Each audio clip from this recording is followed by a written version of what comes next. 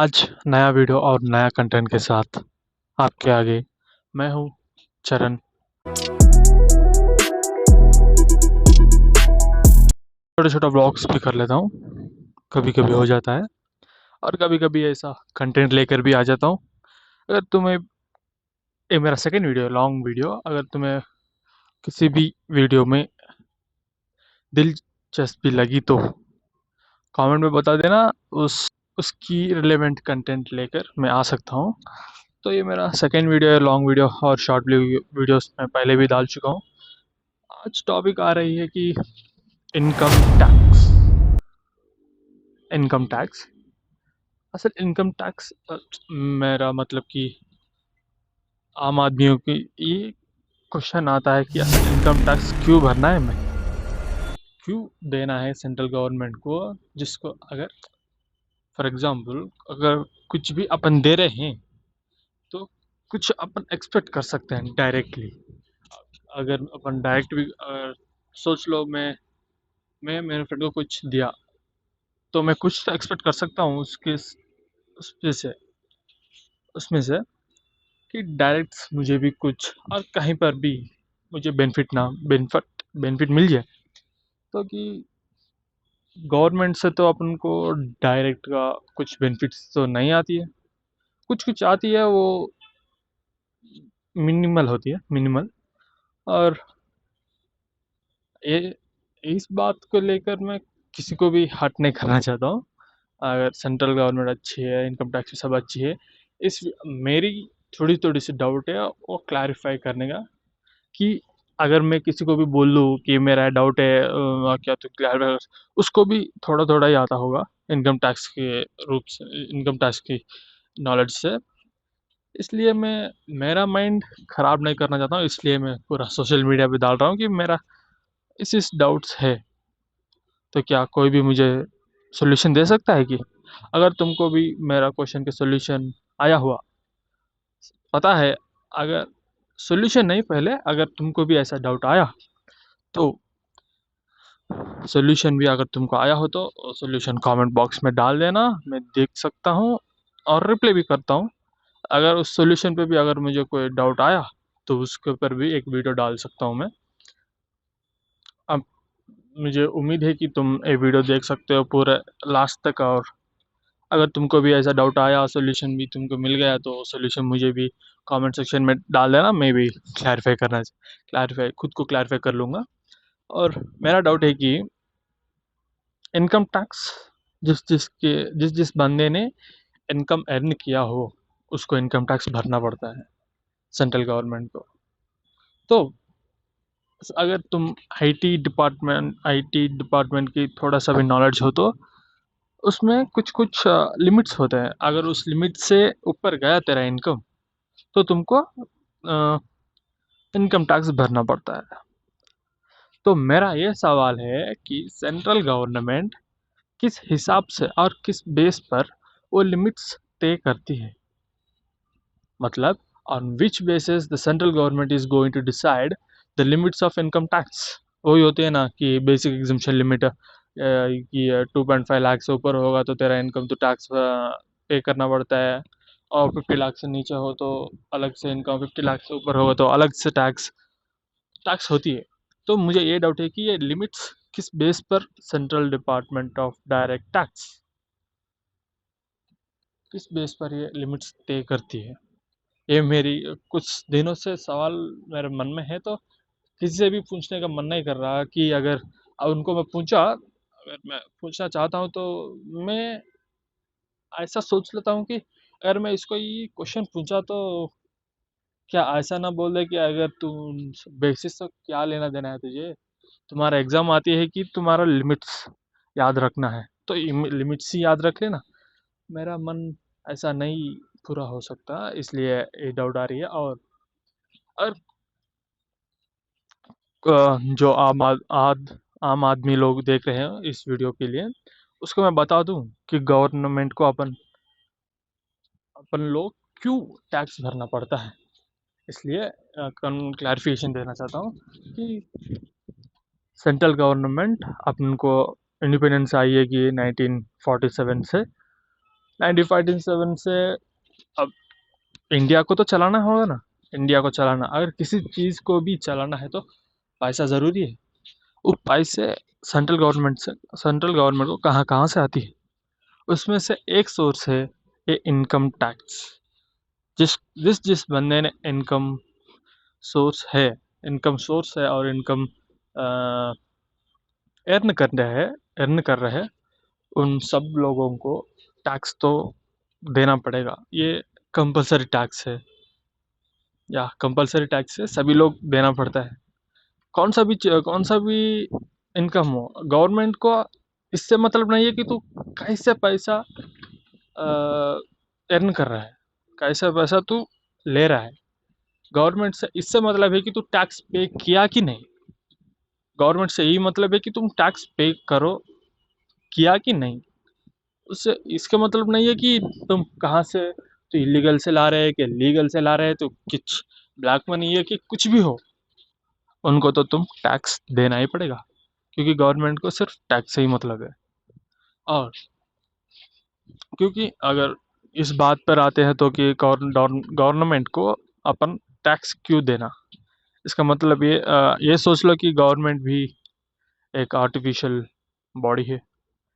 उसको खुद का इनकम कुछ नहीं होती है, खुद का इनकम कुछ नहीं होता। सिर्फ कुछ सेंट्रल गवर्नमेंट के नीचे कुछ लोग होते हैं, उनको अ, अ, उनको इनकम जनरेट करना पड़ता है। ऐसे कि सोर्स ऑफ गवर्नमेंट की होती है कि एक इनकम टैक्स है, कि जिस जिस बंदे ने इनकम अर्न किया है उन सबको टैक्स देना पड़ता है। और ये जीएसटी भी आती है ना, गुड्स एंड सर्विस टैक्स, इसके ऊपर भी एक वीडियो बनाऊंगा। इस चीज़ के ऊपर मैं डीप नहीं जाना चाहता हूँ। और ये तुम देखते हो ना, पेनाल्टीज कोर्ट में जाते हैं, पेनाल्टीज कुछ फाइन्स देना पड़ते हैं सेंट्रल गवर्नमेंट को, ये चालान्स कुछ, वो सब गवर्नमेंट के ही जाती है। और ये सब कहाँ कहाँ पर यूज़ करते हैं, अगर उस सोर्स भी अपन को मिल जाती, अगर किसी भी वेबसाइट पे अगर सेंट्रल गवर्नमेंट प्रोवाइड करती तो अच्छा होता। हाँ, कुछ बंदे ये भी बोल सकते हैं कि ये कि बजटिंग होती है ना, वही बोल उसको ही बोलते हैं, किस किस चीज़ के ऊपर कितना कितना अमाउंट अलॉट अलॉट किया गया है। मैं ये नहीं चाहता कि मुझे चाहिए कि कितना इनकम टैक्स कलेक्ट हुआ है, और उसमें से कितना कितना इनकम किस किस चीज़ पर अलॉट हुई है, और कितना इनकम और रिजर्व कर चुके हैं। ये सब कहाँ मिल सक कहाँ मिल सकती है ये सब इंफॉर्मेशन। अगर तुम किसी में, अगर ये वीडियो कोई भी देख रहे हो, अगर किसी को भी इस इंफॉर्मेशन में कुछ भी पता हो तो कमेंट सेक्शन में डाल देना, क्योंकि मुझे इस सब चीज़ों पर क्लैरिटी चाहना चाहता हूँ पाना चाहता हूँ। क्योंकि इनकम टैक्स में कई दिनों से मुझे दिलचस्पी होने लगी है, क्योंकि इसमें मनी इंटरैक्ट होती है। मनी, इनकम टैक्स मतलब ही मनी है, मतलब इनकम, और इनकम से सभी लोग जुड़े हैं। तो अगर इसमें अपन माहिर बन जाए तो कहीं कहीं पे भी अपने फ्यूचर में कहीं कहीं पर भी अपन को यूज़ आ सकती है ये नॉलेज। इसलिए इनकम टैक्स में दिलचस्पी लगी है मुझे। और इनकम टैक्स में अगर तुम कोई भी बंदे, कोई भी बंदी, मतलब सॉरी अगर बंदी बोलने से आपको बुरा लगा तो, कोई भी ब्रदर्स एंड सिस्टर्स, किसी को भी अपना इनकम टैक्स कैलकुलेट करना है तो मैं कुछ लिमिट्स बताता हूँ। अगर तुम्हारा टोटल इनकम 2.5 लाख से ऊपर हो और 50 लाख से नीचे हो, तो इस इनकम को अपन इस इनकम को अलग तरीक़ा से टैक्स होती है। अगर तुम्हारा इनकम मोर देन 50 लाख हो तो अलग से चार्ज पड़ते हैं, अलग से टैक्सेस बढ़ते हैं। नीचे हो तो अलग से टैक्स पड़ते हैं। और नीचे होने से दो टैक्स होते हैं, एक डिफ़ॉल्ट टैक्स बोलते हैं, जिसको कुछ भी एग्जेम्पशन होते हैं ना, कि लाइफ इंश्योरेंस, इंश्योरेंस, वो एग्जेम्पशन कुछ नहीं मिलेगा अगर तुम ओल्ड रिजिम टैक्स में हो, तो अपन को सब कुछ एग्जम्पशंस मिलेगा। और एग्जम्पशंस क्या है, वो क्या है, अगर तुमको ये डाउट आ रहा है तो मैं, अगर तुमको इससे अब जानना चाहते हो तो कमेंट सेक्शन में बता देना, मैं अगली वीडियो इस एग्जाम्पशन पे कर दूंगा। और अगर इस लिमिट्स की बात में आए तो अगर तुम्हारा इनकम 2.5 लाख ही है तो ज़ीरो टैक्स है, तुमको टैक्स नहीं भरना पड़ेगा, टैक्स नहीं देना पड़ेगा लेकिन भरना पड़ता है। और देना और भरना मतलब मेरे को ज़ीरो टैक्सेस है कि एक फॉर्म फिलअप करनी है जो कि इनकम टैक्स वेबसाइट में होती है, वो फॉर्म उसको फिलअप करके गवर्नमेंट को देना पड़ता है अगर मैंडेटरी हो तो। अगर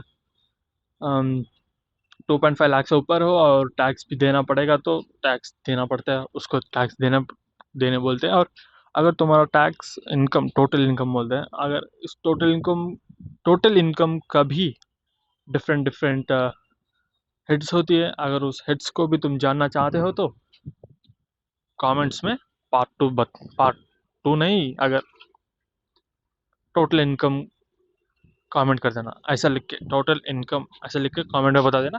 मैं कुछ अगले वीडियो पर भी मैं इस टोटल इनकम कैसे करते हैं इसको जानने में भी मुझे भी थोड़ा टाइम लगेगा, क्योंकि मेरा अब टैक्स क्लासेस चल रही है जिसके ऊपर मैं सैलरीज तक गया हूँ।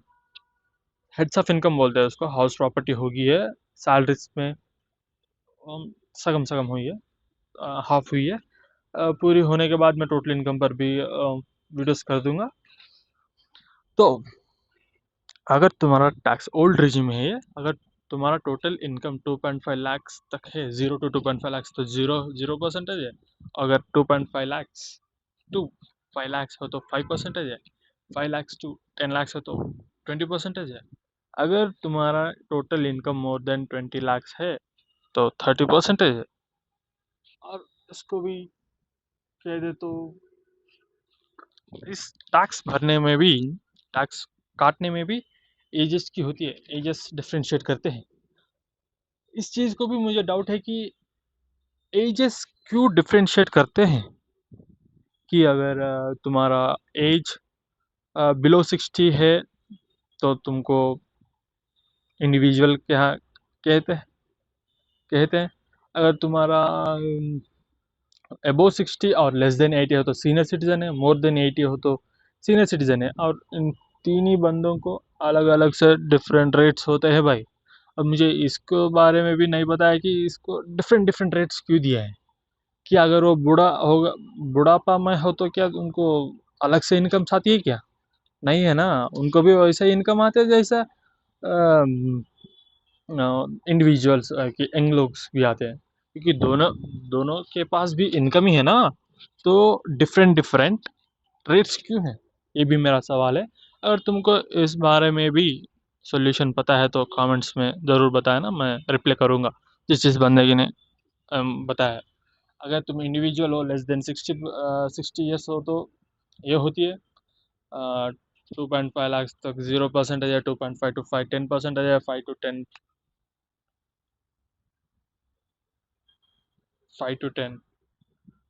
20% है, मोर देन 10 हो तो 30% है। और